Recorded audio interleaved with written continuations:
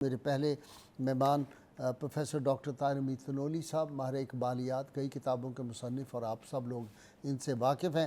جی doctor Tahir امید فنولی صاحب۔ بسم اللہ الرحمن الرحیم۔ رائس صاحب قبلہ بہت شکریہ، بہت ہی امپورٹنٹ ٹاپک ہے، اور چونکہ آپ نے بگننگ میں آغاز میں ایک جملہ ارشاد فرمایا تھا کہ اس کا تعلق پاکستان کے ساتھ بھی ہے، تو میں ایک ریفرنس دے کے بعد آگے بڑھاؤں گا۔ جی ارشاد۔ کہ اہل علم جانتے ہیں کہ قائد اعظم پاکستان بنانے کے تصور سے اس وقت کنونس ہوئے جب علامہ اقبال نے 19 کے قریب خطوط لکھے۔ ایک خط ہے 28 مئی 1937 کا، جس میں علامہ اقبال نے لکھا: مسٹر جناح، آپ کی ساری جد و جہد اس وقت تک کامیاب نہیں ہو سکتی جب آپ ہندوستان کے مسلمانوں کا معاشی مسئلہ حل کرنے کا پروگرام لے کے نہ آئیں، اور میری زندگی کا مطالعہ یہ بتاتا ہے مسلمانوں کا معاشی مسئلہ اس وقت حل ہو جائے گا جب اسلام کا قانون معاش نافذ ہوگا۔ وہ کیا شعر ہے اقبال کا کہ جی اس طرف بھی آتے ہیں، اچھا یہ در میں بعد میں کر لوں۔ تو وہ جب تک آپ اسلام کا قانون معاش نافذ نہیں کریں گے، اور مسٹر جناح آپ قانون معاش نافذ نہیں کر سکتے جب تک آپ کے پاس اکثریت نہ اور اپنا ملک نہ ہو، آپ الگ ملک کے لیے جد و جہد کریں۔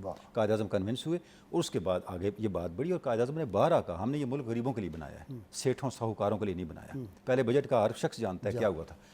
تو یہ ایک ایسا موضوع ہے غازی صاحب قبلہ جس کا تعلق بانیان پاکستان کے ویژن کے ساتھ ہے، ہماری بنیادی جو ایک ذمہ داری ہے اس کو ادا کرنے کے ساتھ ہے۔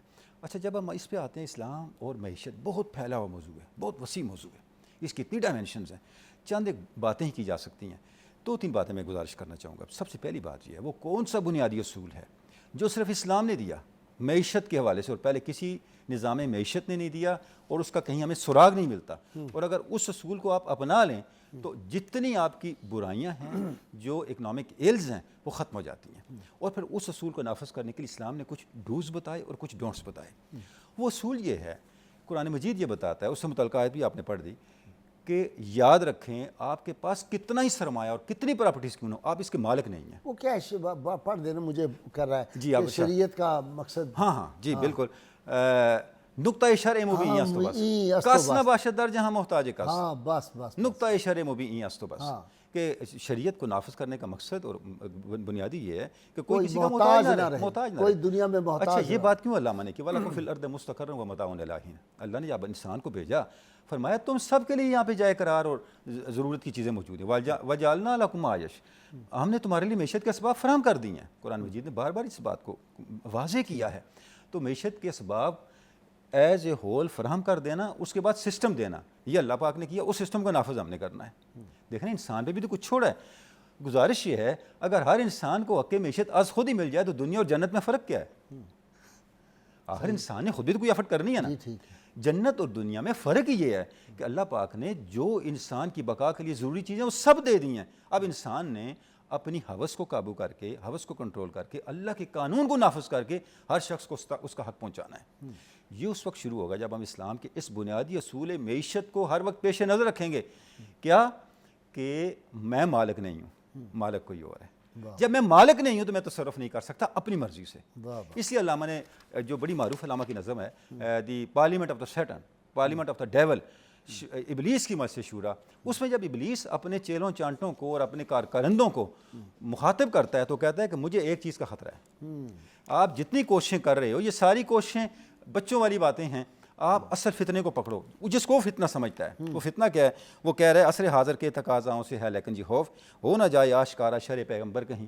مجھے ایک چیز کا ڈر ہے، دنیا جس طرف جا رہی ہے ایسا نہ ہو کہ دنیا اس کنسنسس پہ پہنچ جائے کہ ہمارا آپشن صرف رسول اللہ کی شریعت ہے۔ وہ شریعت ہے کیا؟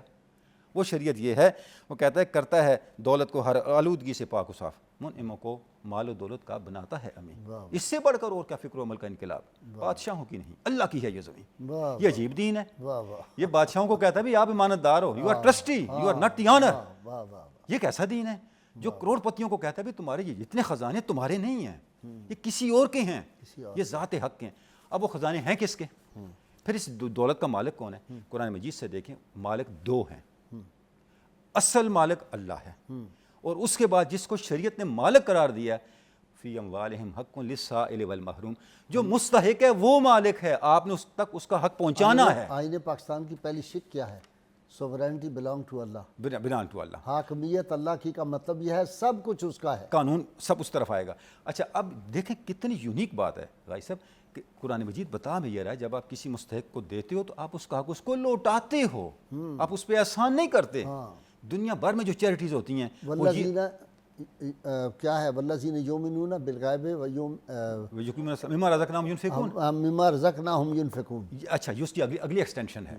دیکھیں دنیا بھر میں جب چیریٹی ہوتی ہے تو لوگ جو کہتے ہیں ہم نے اتنے نیکی کر دی, ہم نے یہ کر دیا, قرآن مجید کہتا ہے نو, آپ تو بیٹھی ہوتے اس کے مال پہ, آپ نے تو قابو کر کے رکھا ہوا تھا, ہم نے آپ کو دیا, اب آپ اس کو لوٹا دو. اچھا اگلی بات گائے صاحب جو سمجھنے کی ہے, اب اس اصول کو نافذ کرنے کے لیے قرآن مجید نے جو بنیادی چیزیں کرنے کی کہی ہیں, سب سے پہلے زکوٰۃ ہے, اور زکوٰۃ کے بعد جو آیا مبارکہ آپ نے پڑھی انفاق ہے. اور ہمیں یہ نقطہ سمجھنا چاہیے, قرآن مجید میں جتنی مرتبہ زکوٰۃ کا حکم ہے کم از کم اس سے 3 گنا مرتبہ انفاق فی سبیل اللہ کا حکم ہے. یعنی آپ تصور کریں کتنی اہمیت انفاق فی سبیل اللہ کی. اور اس کے بعد یعنی ضابطہ کیا ہے, آپ زکوٰۃ دیں جو ابلیگیٹری ہے, پھر بھی معاشرے کے مسائل حل نہ ہوں تو پھر آپ انفاق فی سبیل اللہ کریں, اور پھر بھی حل نہ ہوں یسألونک ماذا ینفقون قل العفو, جو تمہاری ضرورت سے زیادہ وہ دے دیں. اسی علامہ کہتے ہیں قرآن میں ہو غوطہ ہے مرد مسلمان, اللہ کرے عطا تجھ کو جدت کردار. وہ جدت کردار ہے کیا؟ انوویشن. دیکھیں نا, میں تو شرم مجھے آتی ہے کہ وہ ایک پاکستان کا جو تھا بڑا ٹائکون پراپرٹی کا, اس نے ضرورت سے زیادہ جو تھا وہ اس ملک کے صحافیوں کو, اور وہ لسٹ جاری روز کر رہا ہے. شرم آتی ہے جو روز بھاشن بیٹھ کے جو میڈیا پہ دیتے ہیں, دیانت کا اور فلانا اور دیتے ہیں, وہ سارے نام اس نے دے دیے, اور ساتھ وہ جو چیکوں کے نمبر, کاروں کے نمبر, کاروں کے میک, وہ سارے دے دیے, اور اس نے کہا ابھی میں اور لوگوں کو ننگا کروں گا. تو بھائی صاحب جو ماذا ینفقون پہ عمل تو وہ کر رہا ہے.